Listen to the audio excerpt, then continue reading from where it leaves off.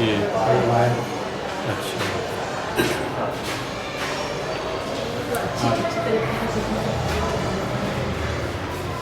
Library है।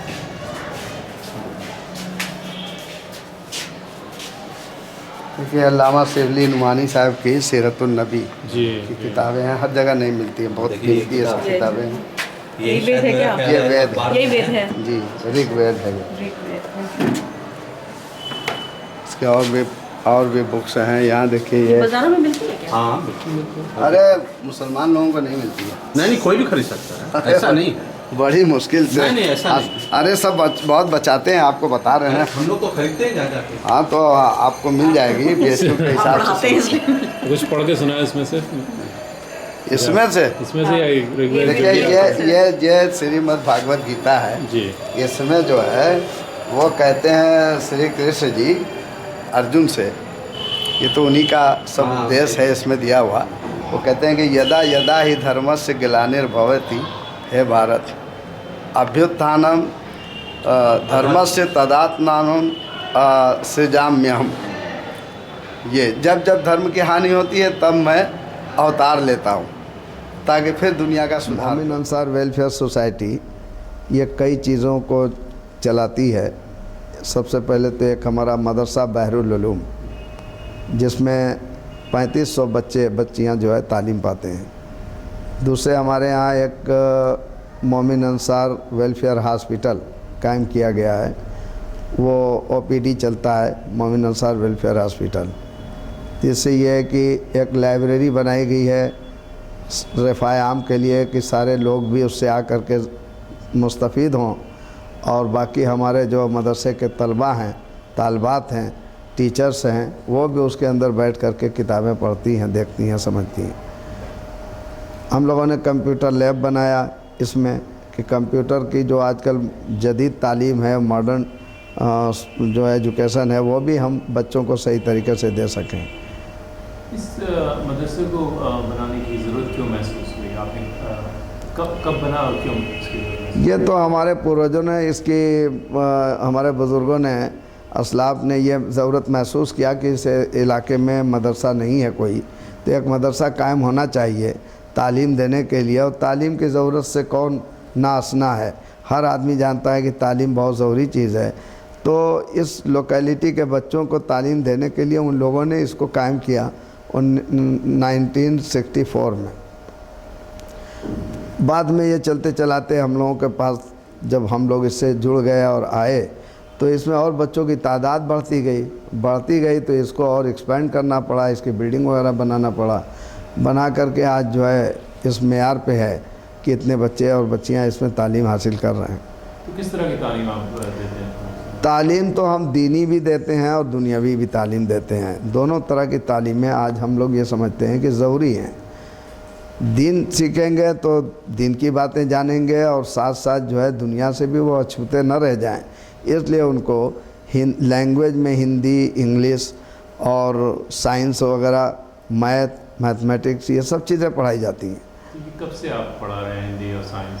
ये सब हम लोग 1990 से हमने ये सब कुछ स्टार्ट कर दिया। शुरू किया तो कोई कम्युनिटी की तरफ से मुखालफत हुई थी या नहीं कोई। क्यों पढ़ा रहे हैं? क्या रिस्पांस था? रिस्पांस बहुत अच्छा मिला, सारे लोगों ने इसकी ज़रूरत को महसूस किया और बहुत जो है लोगों ने अप्रिशिएट किया, सराहा कि नहीं जो कर रहे हैं ये अच्छा है। और जदीद तालीम से भी बच्चों को जोड़ना चाहिए, सिर्फ जो है दीनी तालीम से भी काम नहीं चलता, और दीनी तालीम के साथ साथ दुनियावी तालीम भी बहुत ज़रूरी है। इसलिए अब ये दोनों चीज़ें शुरू कर दी गई तो, और उससे बहुत ज़्यादा फ़ायदा पहुंचा। सारे बच्चे बच्चियां जो है यहाँ से जो इंटरमीडिएट तक तालीम हासिल करने के बाद दूसरी जगह पे जा रहे हैं तो बहुत अच्छी जो है तालीम उनको जो है तालीम हो रही है। और ख़ास तौर से जो उर्दू की तालीम हो रही है, उर्दू की तालीम देखिए हर जगह सही तरीके से हो नहीं पाती, चाहे कितने भी स्कूल कॉलेजेस कायम हैं, लेकिन जो मदारिस की उर्दू है वो उर्दू बहुत बेहतर होती है। ये हमारा अपना तजुर्बा है। अगर विद्यापीठ से एमए करके और जो दूसरी जगह से बीएचयू से भी उर्दू से एमए करके आते हैं, अगर हम लोग कुछ बोल देंगे लिखने के लिए तो सही लिख नहीं सकते, इतनी खराबी। लेकिन वो कैसे वो लोग डिग्री दे देते हैं, एमए की डिग्री पाती हैं, और लड़कियां और लड़के, हमारे यहाँ तो लड़कियां ज़्यादा आती हैं और आता कुछ नहीं है। बहुत अफसोस होता है। हमारे यहाँ 5 की बच्चियाँ उर्दू बेहतरीन अच्छा लिख लेंगी, दर्जा 5 की बच्चियाँ को पढ़ाया जाता है। तो ये देखिए उर्दू, और आज देखिए धीरे धीरे करके अब जो सरकार इधर ध्यान देने में आई है, तब सरकार जो है उर्दू जो है को जो है बढ़ावा देने के लिए, आगे करने के लिए सरकार उर्दू को जो है प्रेफरेंस दे रही है। तो अब उर्दू जो सीखे रहेंगे उनको देखिएगा सर्विस में भी चांसेस मिलेंगे, बहुत चांस मिलेंगे सर्विस में। और मुस्लिम नहीं पढ़ेंगे तो कौन पढ़ेगा उर्दू? ये क्या तालीमी निसाब क्या है? हमारा तालीमी निसाब तो देखिए, एक तो अरबी फ़ारसी मदरसा बोर्ड है, यूपी का अरबी फ़ारसी मदरसा बोर्ड है, एक तो वो है। और दूसरी ये है कि जो यूपी बोर्ड की जो तालीम है यहाँ, जो हिंदी मीडियम की जो हमारी तालीम है यूपी बोर्ड की, वो है। ये दोनों निसाब हमारे यहाँ बराबर से चलते हैं। तो ये 2 अलग अलग स्ट्रीम जी, हैं, जी। एक मदरसा और एक जी। तो किस तरह के लोग मदरसे में जाते हैं और किस तरह के बच्चे उर्दू यूपी बोर्ड के एजुकेशन? देखिए प्राइमरी तक तो ऐसा है कि मेन लैंग्वेज रहती है और लैंग्वेज हम लोग पढ़ाते हैं, और उसमें जो है उर्दू, हिंदी, इंग्लिश, मैथ वगैरह है ये। लेकिन उसके आगे चल करके फिर उनका जो है सेक्शन बढ़ता है, अलग अलग होते हैं वो। किस क्लास के बाद? वो 6 क्लास के बाद, 6 क्लास से। तो तो 6 क्लास में अब जिसको मौलवी में पढ़ना है, मुंशी में पढ़ना है तो उधर चले जाते हैं। जिनको जो है यूपी बोर्ड के तालीम हासिल करना है तो इधर हो जाते हैं। तो वहीं से सेक्शन बढ़ता है। तो 5 तक में उनकी उर्दू इतनी स्ट्रांग हो जाती है कि वो कहीं भी जाएं तो वो ठीक रहेंगे, कहीं उनको परेशानी नहीं होगी। तो आपके तजुर्बे में क्या है कि कैसे लोग जो हैं मदरसे बोर्ड में जा रहे हैं, कैसे बच्चे यूपी बोर्ड में जा रहे हैं? कोई रिलेशनशिप है इसमें? कोई रिलेशनशिप ऐसा नहीं। देखिए आजकल तो हम लोगों के यहाँ सर्विस का बहुत कॉन्सेप्ट है नहीं मुस्लिम से में, तो खुसूसन बच्चियाँ जो है इसमें मौलवी वगैरह बनने के लिए तो दीनी तालीम हासिल करने के ऊपर ज़्यादा उनकी तवज्जो होती है, क्योंकि सर्विस का बहुत इस एरिया में हम लोगों की तरफ उसका वो नहीं है। तो वो चाहते हैं कि कम से कम इतनी तालीम हासिल हो जाए कि अपने दीन को, मज़हब को तो अच्छे तरीके से हम समझ सकें। ये एक बहुत, आपको बता रहे हैं, बहुत तादाद में बच्चियाँ आलिमा हो रही हैं, आज मौलवी हो रही हैं, आलिमा हो रही हैं, आलिम हो रही हैं। तो ये बहुत तादाद में हो रही हैं। तो इस एरिया के बारे में, ये छित्तलपुरा बनारस का हिस्सा जी, है, जी। अगर किसी को इसके बारे में आपको बताना हो तो कि कैसे आप उसको बताएंगे? क्या किस तरह के लोग रहते हैं, क्या आबादी है, कैसे? देखिए ये बनारस जो है, बनारस बनारसी साड़ियों के लिए बहुत पॉपुलर है। आप सुने होंगे बनारसी साड़ी। यहाँ जो ये एरिया है ख़ास तौर से, और जो मुस्लिम थिकली पॉपुलेटेड है, मुस्लिम बाहुल एरिया है, वहाँ पर ज़्यादातर ये सनत है हमारी बनारसी साड़ीज़ की, और ये काम करने वाले लोग यहाँ पे ज़्यादा हैं। तो इन लोगों के बीच में अब जो तालीम का मामला था बहुत पीछे पिछड़ा हुआ था, तो उसको हम लोग जो है आगे करके ये चाहते हैं कि भाई सब लोग अब तालीम से जुड़ें और तालीम हासिल करें। और ये इस लिहाज से बहुत ही इम्पॉर्टेंट है कि यहाँ पे सारे जो है वीवर्स क्लास के लोग ज़्यादा हैं, वीवर्स क्लास के लोग, बुनकर लोग ज़्यादा हैं यहाँ पर। ये है यहाँ का पूरा, समझिए कि एक जोग्राफ़ी यहाँ की यही है जी। तो उनमें तालीम का रुझान कैसा है? आप चूँकि एक अरसे से काम कर रहे हैं, आपने कोई चेंज देखा है? तालीम का रुझान तो देखिए पहले नहीं था। जब तालीम गाह कायम हो गई, जब मदरसा कायम हुआ तो तालीम का रुझान बढ़ा। और पहले इसलिए भी रुझान नहीं था कि अक्सर लोग ये सोचते हैं कि पढ़ लिख कर के क्या होगा, तालीम बहुत ज़्यादा हायर एजुकेशन हासिल करने से क्या सर्विस मिलेगी भी नहीं, और सर्विस करना नहीं है, तो जब सर्विस मिलना नहीं है तो फिर थोड़ा पढ़िए और अपने काम में लग जाइए, अपनी रोज़ी रोटी करिए। बहुत से लोगों का कंसेप्ट तो यही था। लेकिन अब ये बदल रहा है। अब लोग ये समझ रहे हैं कि नहीं, तालीम हासिल करना बहुत ज़रूरी है, चाहे हमें एम्प्लॉयमेंट मिले ना मिले, सर्विस मिले नहीं मिले, लेकिन कारोबार भी करेंगे तो ढंग से करेंगे और वो तालीम कहीं बेकार नहीं जाएगी उनकी। उनको काम आएगी। ये तो रुझान पैदा हुआ। इसके लिए कुछ आप लोगों ने मेहनत की है या खुद नहीं। समाज का इतना बदलाव आ रहा है उसकी वजह मेहनत का ही नतीजा है ना, मगर मेहनत किए तो होता नहीं है, मेहनत किया गया है तो अब आज वो चीज़ें सामने दिख रही हैं। देखिए आज जो मेहनत करेंगे तो कल ही नहीं दिखेगी, इसका इम्पैक्ट आपको 10-20 साल के बाद दिखाई पड़ेगा। जी। तो अब बहुत बदलाव आया है। अभी आप देखिएगा, आप जो 10 साल के बाद काफ़ी लड़के हमारे यहाँ जो है ग्रेजुएशन कर लेंगे। हमें उम्मीद है कि 10 साल में देखिएगा तो यहाँ काफ़ी ग्रेजुएट लड़के मिलेंगे, लड़के लड़कियाँ दोनों। तो आप चूँकि आपके 4 मंजिला इमारत है और लेकिन फिर भी इस स्पेस की या जगह की कमी है। जी। तो आप मदरसा भी चला रहे हैं मौलवी का, और उसके अलावा आप यूपी बोर्ड का भी चला रहे हैं। तो यूपी बोर्ड के आपने बताया कि आप लड़कों की जो तालीम 8 तक देते हैं, लड़कियों की 12 तक, इसकी क्या वजह है? वही हमारी जगह की कमी है और हम इसको जो है और ज़्यादा, क्योंकि हमारे यहाँ देखिए को एजुकेशन नहीं है। हमारे यहाँ सबसे बड़ी बात यह है कि सब सेपरेट एजुकेशन है, को एजुकेशन मिक्स नहीं रखा है हमने कि बच्चे और बच्चियाँ कहीं किसी क्लास में एक साथ नहीं पढ़ते हैं। हमारे यहाँ क्लास 1 से जो स्टार्ट होता है तो बच्चों का अलग है, बच्चियों का अलग है। क्लास 1 के भी बच्चे एक साथ नहीं रहते हैं, बच्चे बच्चियाँ। तो अब 8 तक उनको जो है ले चलते हैं और 8 के बाद जब वो बड़े हो जाते हैं तो अब उनका रहना भी यहाँ बहुत मुनासिब नहीं है, दूसरे हमारे पास जगह स्पेस भी नहीं है, जिसकी वजह से अब हमको तो उनको जो है छोड़ना ही पड़ता है।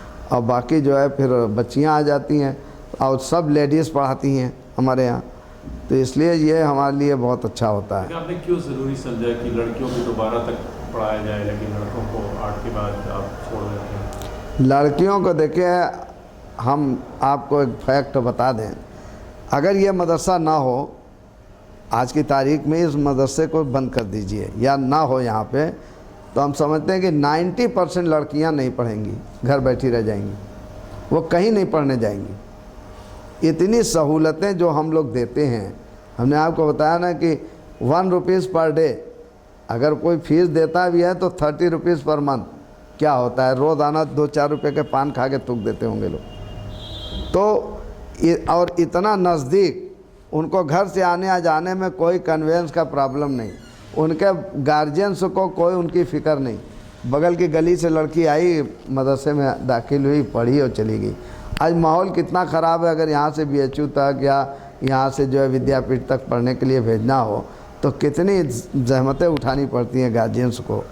और इसी वजह से ये जो है तालीम बच्चियों में यहाँ बढ़ी है। और वरना लोग जो है ना, सबसे पहली बात जो लोग चाहते हैं तो भाई वो इज़्ज़त से बढ़ कर के कोई चीज़ नहीं है कि अपनी बच्चियों को हम दूर भेजें और उसके बाद कोई जो है परेशानी उनको देखना पड़ जाए।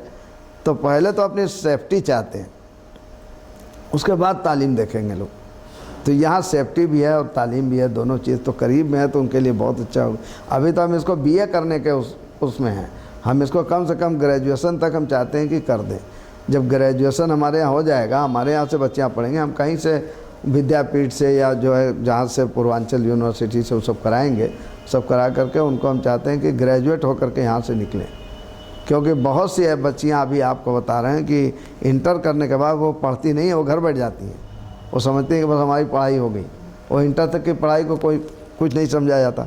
आज इंटर तक की पढ़ाई को क्या है, कुछ नहीं है, लेकिन वो इंटर पढ़ने के बाद फिर नहीं पढ़ती हैं, वो घर बैठ जाती हैं, मोस्टली बैठ जाती हैं। उसमें समझिए कि 25% स्कूलों में और जाती हैं BA करने, BA BCom करने, नहीं तो बाकी और घर बैठ जाते। तो आप अपने स्कूल में इनकी भी गीता की और वेदों की तालीम देते हैं, बाइबल पढ़ाते हैं, इसकी क्या वजह है? हम चाहते हैं ना कि कंपैरेटिव स्टडी किया जाए और धर्मों में क्या बातें हैं, हम पहले वो समान बातों को यकजा कर लें, फिर हम ये देखें कि हम लोग जो है जब जो इख्तलाफात हैं, जो हमारे उनके में जो डिफरेंसेस हैं, उसे हम बाद में डिस्कस कर लेंगे, समझ लेंगे। पहले जो कॉमन चीज़ें हैं तो कॉमन पे तो हम लोग एक हो जाएं। हम एक बात कहते हैं कि दुनिया में इधर उधर भटकने से क्या फ़ायदा है, पहले उन कॉमन चीज़ों को आप अपनी जो वैदिक धर्म है, आदि धर्म है, उस धर्म की इतनी बड़ी पुस्तक हमारे पास उपलब्ध है, हमें उसको स्टडी करना चाहिए, उसको देखना चाहिए, पढ़ना चाहिए। और कुरान को हम पढ़ते हैं, वेद को पढ़ें, बाइबल को पढ़ें, गीता को पढ़ें, उसमें जो अच्छी बातें हैं उसे हम लें और हम इससे कम्युनल हार्मनी बनेगी। जब कम्युनल हार्मनी हमारे देश में होगी और सही तरीके से हम लोग रहेंगे, एक दूसरे से मिलजुल करके रहेंगे, एक दूसरे के साथ हमारा प्रेम व्यवहार रहेगा, तो ये हमारे लिए अच्छा होगा, हमारे समाज के सारे समाज के लिए अच्छा होगा और ये देश के लिए अल्टीमेटली अच्छा होगा। अगर कोई भी परेशानी आती है तो देश अफेक्टेड होता है ना उससे, तो ये मुल्क अफेक्टेड ना हो, मुल्क अच्छा हो, तो जब हम लोग अच्छे तरीके से रहेंगे और सारे काम करेंगे तब ना मुल्क अच्छा होगा। और अगर मुल्क में हम तो ये कहते हैं, जिसे गवर्नमेंट को बहुत ध्यान इस पे देना चाहिए, हम डेवलप्ड हो ही नहीं सकते अगर हमारे यहाँ एक बहुत बड़ी कम्युनिटी अंडर डेवलप्ड हो और अशिक्षित हो, नाख्वानदा हो, तालीम से बेबहरा हो, उसको तालीम ना हासिल हुई हो, तो फिर आप डेवलप्ड होएंगे कैसे? इतनी बड़ी कम्युनिटी को छोड़ करके एक मुस्लिम समाज को छोड़ दीजिए, माइनस कर दीजिए, तो आप डेवलप्ड कहलाएंगे कि इतनी बड़ी कम्युनिटी आपके यहाँ बिल्कुल अनडेवलप्ड है? तो सबको डेवलप करना गवर्नमेंट का काम है, हम तो उसमें एक ज़रिया हैं, हम लोग अपने से जितना हो सकता है करते हैं, बग़ैर गवर्नमेंट के किसी जो है एड के और किसी असिस्टेंस के हम सारे काम को करते हैं। तो आपने कहा कि बिना गवर्नमेंट के असिस्टेंस से काम कर रहे हैं, आप स्कूल चला रहे हैं, आप हॉस्पिटल चला रहे हैं, लाइब्रेरी है, फार्मेसी है जी। आपको क्यों ऐसा लगता है कि ये सब जो सरकारी जिम्मेदारी होनी चाहिए थी, आप लोगों ने अपने ज़िम्मे पर उठाई है? जब सरकार नहीं करेगी तो ये तो एक्चुअली काम देखिए सरकार का भी है और समाज का भी है। समाज के लिए सरकार को करना चाहिए, और करेगी किसके लिए? समाज के लिए, आवाम के लिए, जनता के लिए करेगी। तो जनता जो कर रही है वो तो अपने लिए कर रही है, हम लोग जो कर रहे हैं वो तो अपने समाज के लिए कर रहे हैं, लेकिन सरकार को भी इस पे ध्यान दे के मदद करना चाहिए, मेरा ये कहने का मतलब है। सरकार कहती है, चाहती है, सर्व शिक्षा अभियान की बात करती है, तो कहाँ हो रहा है जो हमें नहीं हासिल हो रहा है?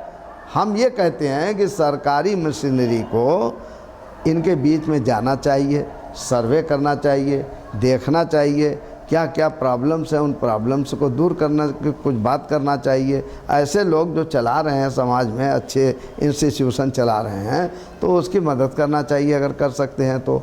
अभी आपको एक प्रॉब्लम बताएं, अभी हमारी हाई स्कूल की मान्यता नहीं है, इंटरमीडिएट की मान्यता नहीं है, एफिलिएशन नहीं है।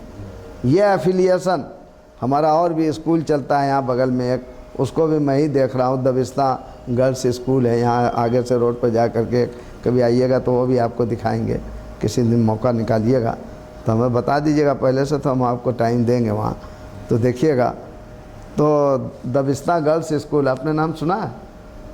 ये चौटे से तो बहुत लड़कियाँ आती हैं वहाँ पढ़ने के लिए। ये अंसाराबाद रोड पे है, बहुत अच्छा स्कूल है। मतलब ये कहने का है हमारा कि हमें एफिलिएशन नहीं मिलता, हमें जो है हाई स्कूल का वहाँ भी मान्यता नहीं है, यहाँ भी नहीं है। कहाँ आपने अप्लाई किया था? यूपी बोर्ड में। क्या अच्छा, हाँ, इसको अप्लाई किया लेकिन हमें मान्यता नहीं मिली। लेकिन वहाँ तो बहुत बड़ा रेट है ना, वहाँ तो 2.5 लाख 3 लाख 5 लाख दीजिए तो आपको एफिलिएशन मिलेगा, तब आपका सब ओके हो जाएगा। अब ये ना हमारे पास होगा, ना हमें दे पाएंगे, ना हम करा पाएंगे। हम तो पैसा भी नहीं मांगते हैं, सरकार मत दे कुछ पैसा, हमें मान्यता तो दे कि हम अपने यहाँ अपने बच्चों को जो तालीम दे रहे हैं, हम अपने यहाँ से उनका एग्ज़ाम दिलवा सकें। हमें दूसरे स्कूलों का सहारा लेना पड़ता है, और ऐसे स्कूल जिनके पास भी सिर्फ एक बिल्डिंग है, उसी बिल्डिंग के अंदर उनका स्कूल है, उनको मान्यता है, हमें नहीं है। पहले तो मुस्लिम बेल्ट में घूम करके देखें, सबको एफिलिएशन दें, मान्यता दें, एडेड करें, कुछ टीचर्स दें, कम से कम 50% टीचर्स दें, 50% हम उठाते हैं, 50% सरकार उठाए, तो कुछ जहाँ यहाँ पे कुछ अपलिफ्टमेंट हो, कुछ आगे बढ़ें हम लोग। ये सब सरकार ही सब कुछ कर नहीं रही है, खाली बात है यही है। आप अपने बारे में कुछ बताएं, आपके बैकग्राउंड? अरे हम लोग क्या है, हम लोग तो बुनकर समाज के आदमी हैं, बुनकर आदमी है, अपना एक करते हैं। देखिए, जब दिक्कतें आती हैं समाज में। देखिए अपना काम करना, कमाना खाना तो सब साधारण लोगों का काम है, लेकिन देखिए दो तरह की जिम्मेदारी होती है। एक तो अपनी ज़ाती है, दूसरे समाज के लिए भी हमारी कुछ जिम्मेदारियां हैं। उस जिम्मेदारी को समझते हुए हम लोग अपना ये काम कर रहे हैं। हमारा काम निस्वार्थ और सिर्फ सेवा के लिए है। हमें कोई ना इसका जो है सैलरी मिलती है, ना हमें कोई इससे लेना है। हम ये सिर्फ चाहते हैं, ये एक कार्य खैर है। अगर हम समाज के लिए कर रहे हैं तो समाज के लिए कौन करेगा? हम लोग नहीं करेंगे तो कौन करेगा? समाज के कुछ लोग अगर इसमें नहीं लगेंगे, इस काम को नहीं करेंगे, तो और कौन? क्या ऊपर से कोई फरिश्ते लोग आएंगे करने के लिए? कोई दूसरी मखलूक आएगी? तो हम ही लोगों को ना अपना समाज बनाना है, करना है, तो हम लोग कर रहे हैं। वो तो कोई बड़ा एहसान भी नहीं कर रहे हैं। हम तो समझते हैं कि हम लोग कुछ नहीं कर रहे हैं। जितना हमें करना चाहिए वो भी अभी हम नहीं कर सके हैं। अब तक हम लोगों को जितना करना चाहिए वो भी हम नहीं कर सके। और अगर समाज में इतनी जागरूकता आ जाए, इतने और लोग अवेयर हो जाएं, तो ये काम और तेज़ी से आगे बढ़ सकता है। अभी बहुत सी दिक्कतें आती हैं भाई। हर काम देखिए फंड्स के बगैर कोई काम नहीं चलता। यहाँ फंड्स ही नहीं है, काम क्या चलेगा? अब ये कंप्यूटर लैब बनाना था, अब इसमें जो है करीब 2.5 लाख रुपए का कंप्यूटर सब लिया और ये सब बनवाया। इसमें इतना पैसा लग गया। कुछ लोगों से मांग करके कह करके सब कराया। तो हमारे जो मुखलिस हजरात हैं, जो अच्छे हैं, उन लोगों ने दिया तो हो गया। इसी तरीके से ये बिल्डिंग बनी। काफ़ी एक्सपेंसिव बिल्डिंग इतनी बड़ी बनवाना पड़ा हमको। तो अब ये एक समझिए कि ज़िल्लत की बात है, शर्म की बात है कि हम समाज में रहते हैं। हमें देखिए ये प्रेरणा, आप ये पूछते हैं, ये आपको ये मोटिवेशन कहाँ से आया? आपका एक सवाल है, हम आपको बताएं। जब ये बिल्डिंग नहीं बनी थी तो हमारे प्रिंसिपल साहब थे और एक लेडी हमारी अपनी बच्ची को लेकर के आई थी, और वो ये इस मोहल्ले के पास वाले मोहल्ले की थी, लेकर के आई थी और एडमिशन के लिए कह रही थी। तो हमारे प्रिंसिपल साहब कह रहे थे कि हमारे पास जगह नहीं है, हम आपकी बच्ची का एडमिशन नहीं कर सकते, और हम जो है कहाँ बैठाएंगे, हमारे पास जगह नहीं है, सब कह रहे थे। जब से हम आ गए, जब हम आ गए तो उस वक्त मैं जनरल सेक्रेटरी नहीं था, दूसरे साहब जनरल सेक्रेटरी थे। तो बाद में हमारे चार्ज में ये आया। तो वो जो है उस वक्त मैं नायब सदर था, वाइस प्रेसिडेंट था यहाँ पे। तब वो हमने देखा उसका रोना और गिड़गिड़ाना, वो कहने लगी कि हमारी बच्ची को एडमिशन करिए और इसको जो है तालीम दीजिए। उस दिन हमको इतना शॉक लगा कि मदारिस अरबिया आज की तारीख़ में पूरे मुल्क के अंदर सबसे कमतर दर्जे का कोई इदारा और इंस्टीट्यूशन है तो वो मदारिस अरबिया कहा जाएगा। इससे कमतर दर्जे का हम समझते हैं इस मुल्क में कोई इंस्टीट्यूशन, एकेडमिक इंस्टीट्यूशन ना होगा, जहाँ के फ्री ऑफ कास्ट सस्ती जो है पढ़ाई सब कुछ होती है। वहाँ भी हम बच्चियों को ये कहें कि हमारे पास जगह नहीं है, हम एडमिशन नहीं कर सकते, हम बैठा नहीं सकते, तो अब बच्ची कहाँ पढ़ने जाएगी? कहाँ पढ़ेगी? ये शर्म की बात है कि नहीं हम लोगों के लिए? हमको उस दिन बहुत शौक लगा। हमने कहा कि नहीं, इसका एडमिशन करिए मौलाना, जैसे भी हो इसको ही बैठाइए, और अगले साल से हम इस बिल्डिंग को बनवाएंगे। इस बिल्डिंग को बनवाएंगे और इंशाअल्लाह जितनी बच्चियाँ आएंगी हम सबको तालीम देंगे। अब अगर हम लोग इतना नहीं कर सके तो ऐसी ज़िंदगी पर लानत है। क्या है ऐसी ज़िंदगी कि हम अपने समाज की बच्चियां जो पढ़ना चाह रही हैं उन्हें हम नहीं तालीम दे पा रहे हैं। जो नहीं पढ़ना चाह रही है, जो ऐसे ही बैठी हैं तो बैठी हैं। कम से कम अगर हमें तो चाहिए कि हम सबके घर जाएं, सबसे कहें नहीं अपने बच्चों को भेजिए पढ़ने के लिए, अपने बच्चियों को भेजिए पढ़ने के लिए। हम नहीं भी जा रहे हैं और हमने एक अच्छा इंस्टीट्यूशन बनाया और उसमें देख करके बच्चियां आ रही हैं, पढ़ने की कोशिश कर रही हैं, तो हमें कम से कम स्पेस उनको प्रोवाइड करना चाहिए और उनको जगह देना चाहिए, वो बैठें और पढ़ें और तालीम हासिल करें। ये सारे मुस्लिम समाज का एक फ़र्ज़ है हम लोगों का कि हम अपने जो चाहने वाले हैं, जो तालीम हासिल करना चाहते हैं, उन्हें हम अच्छी से अच्छी तालीम दें, और जो हायर एजुकेशन में जाना चाहते हैं वहाँ भी हम उनकी मदद करें। यह नहीं कि यहाँ से पढ़ा दिया उसके बाद छोड़ दिया, ये नहीं होना चाहिए। हम तो एक ऐसा भी अभी बनाएंगे इंशाअल्लाह बहुत जल्दी कि हमारे पास एक ऐसी ताकत हो, ऐसी स्ट्रेंथ हो कि हमारे बच्चे जो आगे निकलते हैं पढ़ने में, फिर हम उनकी मदद अगर 1,50,000 रुपये की होती है पढ़ने के लिए तो वो भी हम लोग कर सकें कि पढ़ें वो। ये राइट टू एजुकेशन बिल जो आ रहा है उसकी आ गया है बल्कि उसका क्या असर पड़ेगा आपके मदरसे के स्कूल में? राइट टू एजुकेशन सर्व शिक्षा अभियान तो क्या फ़र्क पड़ेगा, तो हम कर ही रहे हैं, उसमें क्या फ़र्क पड़ना है हमारे ऊपर। सबको एजुकेशन सबको एजुकेशन तो सब तो हम लोग कर ही रहे हैं उसमें, और अच्छा ही है वो करें, सरकार करे उसको, ज़्यादा से ज़्यादा जो और बच्चे हैं जो छूटे हैं नहीं पढ़ रहे हैं तो वो सरकार उसमें पढ़ाए, और क्या फ़र्क है, अच्छी बात है। जब चूँकि बुनकर समाज से आ रहे हैं तो क्या आप चेंज देखते हैं पिछले 10-20 सालों में, क्या चेंजेस आए हैं बुनकर समाज में? चूँकि ग्लोबलाइजेशन का असर है और दूसरी मशीनें आ रही हैं, उससे क्या असर पड़ा है लोगों के एम्प्लॉयमेंट में, इकोनॉमिक एक्टिविटी? देखिए कुछ तो फ़र्क पड़ा है अभी, और अभी ये 10 साल में हमने जैसे आपको बताया कि अभी और फ़र्क पड़ेगा और फ़र्क आएगा, क्योंकि जो आज हम काम कर रहे हैं इसका बहुत जल्दी 1-2 साल में रिज़ल्ट नहीं दिखेगा। रिज़ल्ट दिखने के लिए कम से कम 10 ईयर्स आपको चाहिए, तो रिज़ल्ट मिलेगा और आगे, और इससे बहुत जो है एजुकेशन के फील्ड में हम लोग आगे बढ़ रहे हैं।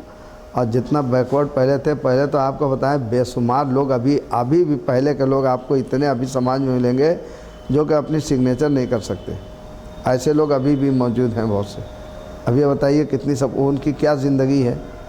कम से कम इस मदरसे के अंदर आ कर के वो जो कुछ दीनी तालीम, उर्दू और अरबी, या जो है हिंदी पढ़ते हैं, हिंदी आसान है, हिंदी पढ़ने में बहुत मुश्किल नहीं होती है, तो हिंदी उर्दू पढ़ लेते हैं। उर्दू थोड़ी मुश्किल है हिंदी के मुकाबले में, हिंदी तो और आसान है, तो पढ़ लेते हैं, तो फिर कम से कम अपने आप को कुछ तो समझने के काबिल हो जाते हैं। नहीं तो वो ज़माना था कि वो अपनी सिग्नेचर नहीं कर सकते, ये हालत।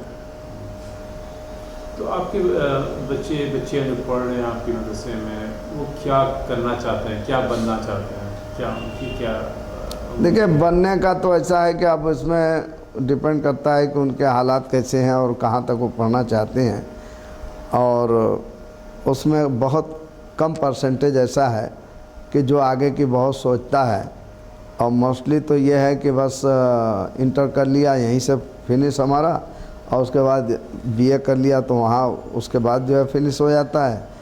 लेकिन उसमें रेयर ऐसे हैं जो कि टैलेंट की देखिए कमी नहीं है। अब ये है कि आपका जो सवाल है क्या बनना चाहते हैं, क्या करना चाहते हैं, वो बहुत कुछ कर सकते हैं। ऐसे ऐसे टैलेंटेड लड़के इस समाज में हैं, आपको बताएं कि अगर उनके ऊपर थोड़ा सा ध्यान दिया जाए तो बहुत आगे जा सकते हैं। टैलेंट की कमी नहीं है। एक बच्चे को अगर 4 पन्ने का कोई ऐसे लिख करके दे दीजिए, वो दूसरे दिन आपको याद करके सुना देगा, नेक्स्ट डे वैसे ही सेम वो आपको याद करके सुना देगा। ऐसे टैलेंटेड बच्चे हैं हमारे पास। हमारे यहाँ एक कंपटीशन हुआ था, वो लोग जो है इस्लामी उसका जो है वो कंपटीशन कराते थे, उसमें जो है सब दीन की बातें जो है उसमें पूछते थे, दीनी बातों का क्विज। तो उसमें जो है करीब 50 क्वेश्चन यार वो दिए थे कि इनके जवाब देने हैं। हमारे यहाँ के बच्चे गए उसमें कंपटीशन में, तो फर्स्ट सेकंड प्राइज़ सब बच्चे ले आए। वो ये आज दिए हैं, और परसों जो है नेक्स्ट डे आफ्टर टुमारो उसका कंपटीशन था, और उन्हीं में से उनके सारे सवालों का जवाब देना। तो दिए तो बहुत सारे स्कूलों को, यही जो बच्चे गए तो उसमें प्राइज़ हासिल करके आए। इसलिए कि दिमाग और जहन तो है, लेकिन जब हम उनको जो है उस तरीके पर पढ़ाएंगे, उनको मोटिवेट करेंगे। हम ऐसे बच्चों पर ख़ास तवज्जो रखते हैं कि जो पढ़ने वाला है उसको पढ़ाइए, उसको तेज़ करिए, उसको और आगे जाए, और वो जब बच्चा निकल करके आगे जाएगा तो ज़रूर कोई ना कोई अच्छा काम करेगा, वो अच्छी जगह पहुंच जाएगा। क्या बहुत अच्छे से काम कर रहे हैं, काफ़ी बच्चे आपके स्कूल से निकल चुके हैं। कुछ एक आपके इल्म में हो जो कि बहुत आगे बढ़े हैं या कुछ एक्स्ट्रा कर रहे हैं? हाँ, एग्जाम्पल्स दें आप। अब ऐसे जैसे हमारे यहाँ हाफिज़े की पढ़ाई है, तो अच्छे हाफिज़ भी पैदा हुए हैं काफ़ी, और बाकी जो है और मौलवियात वगैरह में भी लड़के आगे गए हैं। और अभी तक हमारी नोटिस में ये तो नहीं आया कि सरकारी नौकरी में कोई बच्चे बहुत आगे कोई सर्विस वगैरह में पहुँचे हों, ये अभी हमारे नोटिस में नहीं है, लेकिन उम्मीद करता हूँ कि आगे वो सब भी होगा। अब ये है कि बहुत सारी परेशानियाँ भी हैं ना, हासिल भी नहीं होती है वो सब जगह जल्दी। आने को तो आ सकते हैं, लेकिन वो सब मिलना ज़रा मुश्किल की बात है। वही यही सब हम लोगों का देखिए बैकवर्डनेस है। हम उस जगह तक पहुंचने में अभी अपने आप को बहुत जो है असहाय महसूस करते हैं। हाजी साहब, आप इसी समाज से निकले, आपने बीकॉम किया, आपने मास्टर इन बिजनेस मैनेजमेंट किया, तो करने के बाद फिर उसी काम में लग गए, अपने काम में जो लगे थे। हमें भी सर्विस नहीं मिली, हमें भी जो है कुछ नहीं हुआ, तो हम अपने काम में लग गए। अब लगने के बाद हमने ये देखा कि नहीं, ये तालीम में कौम को आगे बढ़ाइए। देखिए जो भी कौम दुनिया में सबसे ज़्यादा ऊपर वही होगी, हुकूमत जो है इल्म की होती है और किसी चीज़ की नहीं हो सकती। इल्म में जो कौम आगे होगी वही हुक्मरान होगी, वही सबसे आगे होगी और हर जगह उसकी कद्र होगी। एक बहुत बेहतरीन डॉक्टर बन जाए, एक बहुत अच्छा आदमी, मुसलमान आदमी बहुत बेहतरीन डॉक्टर बन जाए और शहर के लोगों को फ़ायदा पहुंचा रहा हो, और कभी कोई बात अगर उसके ऊपर कोई करना चाहे तो दूसरे गैर लोग खड़े हो जाएंगे कि नहीं भाई ये बहुत काम का आदमी है, ये इतने काम का है, इसको अगर मार दोगे या मर जाएगा तो फिर हम लोग जाएंगे कहाँ। उसकी सुरक्षा और सेफ्टी वो खुद लोग करने लगेंगे। ऐसा बनने की ज़रूरत है। इल्म हासिल, इल्म के बगैर देखिए कोई चारा नहीं है।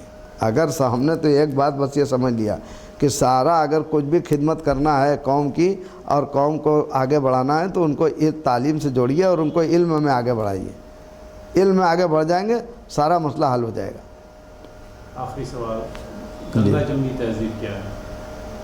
गंगा जमनी तहजीब तो हम लोग जो जिस काम से जुड़े हैं, यहाँ बनारस में जो काम होता है, ये बनारसी साड़ी का जैसे हमने आपको बताया, इसमें ताना लगता है और बाना लगता है तो कपड़ा तैयार होता है ना। ये ताने बाने का काम जो है यहाँ हिंदू मुस्लिम सब मिल करके करते हैं। इसी बिना पर इसको जो है गंगा जमनी तहजीब यहाँ की कही जाती है। बहुत सी चीज़ें जो तहजीब, जो कल्चर, जो हमारा जो है हमारा उनका सब मुश्तरक है। हम लोग एक जैसा जो है रस्म व रिवाज बहुत से ऐसे हैं जो आज भी हम लोगों के उनके जो है एक जैसे हैं। तो गंगा जमनी तहजीब तो अगर कहीं देखना तो बनारस में मिलेगी। ख़ास तौर से बनारस ऐसी जगह है, यहाँ गंगा जमनी तहजीब। और यहाँ ऐसा है कि अगर कोई एक त्यौहार हो जाए, मुहर्रम का त्यौहार आ गया, मुहर्रम आ गया, मुहर्रम पे हमारा काम मुसलमानों का बंद है तो गैर मुस्लिमों का भी बंद हो जाएगा। अगर हम ताना बाना देने वाले हैं तो वो ताना बाना लेकर के बिनने वाले हैं। वो मटेरियल सप्लाई करने वाले हैं तो हम मटेरियल लेने वाले हैं। हमारा काम बंद तो हम उनसे नहीं लेंगे, उनका काम बंद। तो सब एक दूसरे से इंटरलिंक्ड है। इसलिए जो है ये है गंगा जमनी तहजीब हमारी। और सब लोग अगर लिबास कुछ कहीं कहीं अलग है थोड़ा, जैसे हमारे हिंदू भाइयों की धोती और कुर्ता है, हमारे यहाँ लुंगी और कुर्ता और टोपी है, तो अगर ये हटा करके एक जैसा लिबास कर दिया है तो कोई इम्तियाज़ बाकी नहीं रहता है कि कौन कौन है, कौन कौन नहीं है, पता ही नहीं चलेगा। ये है यहाँ की गंगा जमनी तहजीब। बनारस बहुत ही तवारीखी शहर है और ये बहुत पुराना शहर है, दुनिया के पुराने शहरों में से एक शहर है। आप तो डॉक्टर साहब हिस्ट्री के जानकार हैं और हिस्ट्री के डॉक्टर हैं, मास्टर हैं। तो बनारस बहुत प्राचीनतम नगरी इसे कहते ही है। विश्व की प्राचीनतम नगरियों में से ये नगरी है। तो यहाँ की जो चीज़ें हैं बहुत ही बेमिसाली हैं। बस ये है कि थोड़ा सा अगर आपस में कम्युनल हार्मनी रहे और मेल मिलाप से लोग रहें, बीच में कुछ ऐसे गलत तत्व जो हैं, अनासिर ऐसे जो खुराफात करके लोगों के मन में खराबी पैदा करते हैं। हमारे यहाँ बैठ करके कई हिंदू भाई हमारे जो बैठ करके हमारे यहाँ कुरान की तालीम हासिल करते थे कि कुरान में क्या लिखा है हमको बताइए। हमारे यहाँ एक सीओ साहब आए, यहाँ पे अग्रवाल साहब थे, वो आकर के बैठते थे कि हमको कुरान की बातें बताइए। तो कुरान की बातें बताते थे और वेद की बातें बताते थे हमारे भाई साहब, कि उनको दोनों जानकारी हो जाए कि वेद क्या कह रहा है, कुरान क्या कह रहा है। तो लोग उससे बहुत मुतासिर होते थे कि इस तरह के लोग हैं। इसकी ज़रूरत है, पढ़ना चाहिए।